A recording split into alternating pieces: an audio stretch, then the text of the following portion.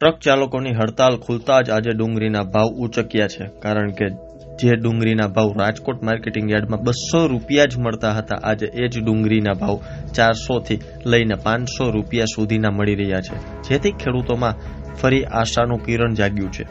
Rajkot marketing યાર્ડમાં આજે 2000 quintal ડુંગળીની આવક થઈ છે। ડુંગળીની સાથે સાથે અન્ય પાકોની પણ આવક થઈ છે। ત્યારે આવો જાણીએ કે આ પાકની કેટલી આવક થઈ છે અને શું ભાવ ખેડૂતોને મળી રહ્યા છે।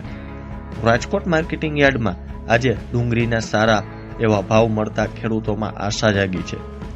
યાર્ડમાં આજે 2000 ક્વિન્ટલ ડુંગળીની આવક છે। યાર્ડમાં ડુંગળીનો ભાવ પણ ખેડૂતોને સારો એવો મળી રહ્યો છે।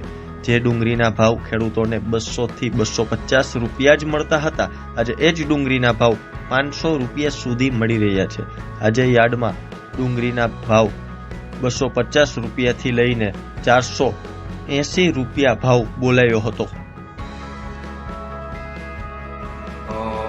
જે ટ્રાન્સપોર્ટ હડતાલ હતી એ આજથી સમેટાઈ ગઈ છે। તેના હિસાબે તમામ મોટા વેપારી જે બાર લોડર છે એ તમામ ખરીદીમાં આવી ગયેલ છે અને જે 10 દિવસ પહેલા 200 રૂપિયામાં જે ડુંગળી વેચાતી હતી એ આજે 450 થી 500 રૂપિયા સુધી ડુંગળીનું વેચાણ થયેલ છે। જે 15 દિવસ પહેલા જે 35,000 દાગીનાની આવક હતી તેની સરખામણીએ અત્યારે 4 થી 4,500 દાગીનાની આવક છે।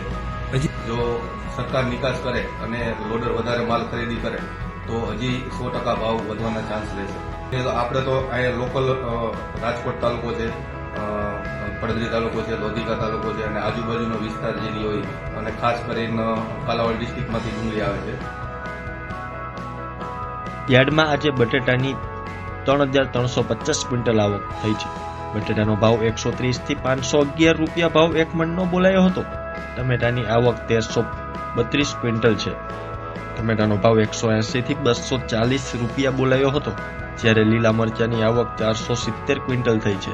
મરચાનો ભાવ ખેડૂતોને 300 થી 700 રૂપિયા મણના મળ્યા હતા। કોબીની આવક 490 ક્વિન્ટલ થઈ છે। કોબીનો ભાવ ખેડૂતોને 160 થી 300 રૂપિયા મણના બોલાયા હતા। આમ શાકભાજીની આવક પણ વધારો જોવા મળી રહ્યો છે। રાજકોટ માર્કેટિંગ યાર્ડમાં આજે લસણના ભાવ ખેડૂતોને અધળક મળ્યા હતા, કારણ કે આજે લસણના ભાવ ખેડૂતોને એક મણના 4,000 રૂપિયા સુધી મળ્યા છે। યાર્ડમાં આજે લસણની આવક 525 ક્વિન્ટલ જ થઈ છે, પણ લસણના ભાવ ખેડૂતોને સારા મળ્યા છે। યાર્ડમાં એક લસણના 2750 થી 4,000 રૂપિયા સુધી મળ્યા હતા, જેથી ખેડૂતોમાં ખુશીની લહેર જોવા મળી રહી છે।